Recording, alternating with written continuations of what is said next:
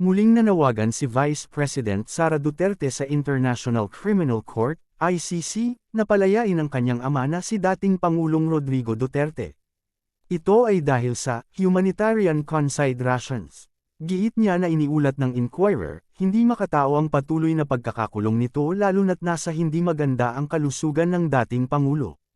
Ayon kay Sara, nakatanggap ang kanilang pamilya ng credible information mula sa ospital na nagsasabing kinailangan sumailalim sa laboratory tests ang ama matapos matagpo ang walang malay sa sahig ng kanyang kwarto sa detention facility. The family was not informed of the accident, and no explanation was given. These alarming developments raised grave concerns about the capacity of the ICC to guarantee the security and safety of FTRRD, say ni VP Sara. Dagdag pa niya, even the most basic care for the complaint of an ingrown toenail easily treatable, cannot be done swiftly.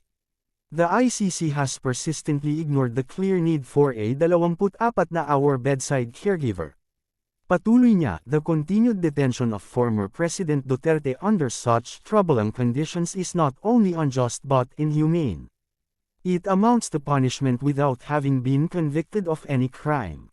Sinabi rin ng Vice Presidente na wala ng dahilan para manatili pa sa piitan ng ICC sa The Hague, Netherlands ang kanyang ama, lalo't may iniindang karamdaman at hindi na umanobanta sa sinuman.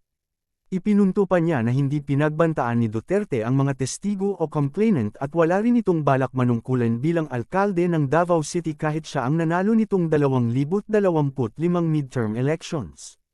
There is no other reason for his continued detention except to make him suffer for the complaint of disgraced former senator, sambit ni Sara, na tumutukoy kay dating Senador Antonio Trillanes IV.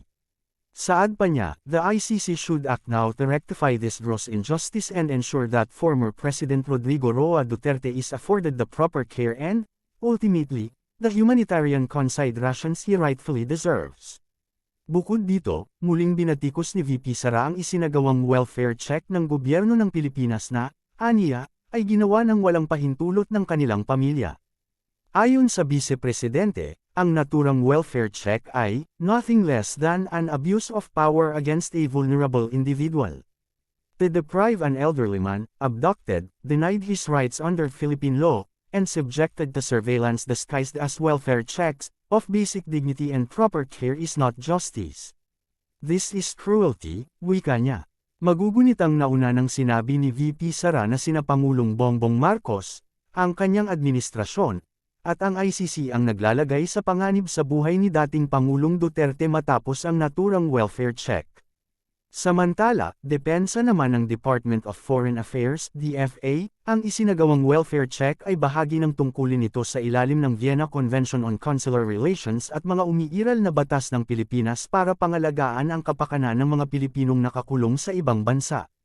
This is a duty of all Philippine Foreign Service posts and is no different from what the DFA does for other Filipino citizens who are in detention abroad, lahad ng DFA. Si Duterte ay nasa kustodiya ngayon ng ICC at nahaharap sa kasong crimes against humanity kaugnay ng madugong war on drugs ng kanyang administrasyon. Batay sa tala ng gobyerno, nasa 6,000 pesos katao ang napatay sa kampanya kontra droga, ngunit ayon sa mga human rights group, maaaring umabot sa 20,000 pesos ang totoong bilang ng mga biktima.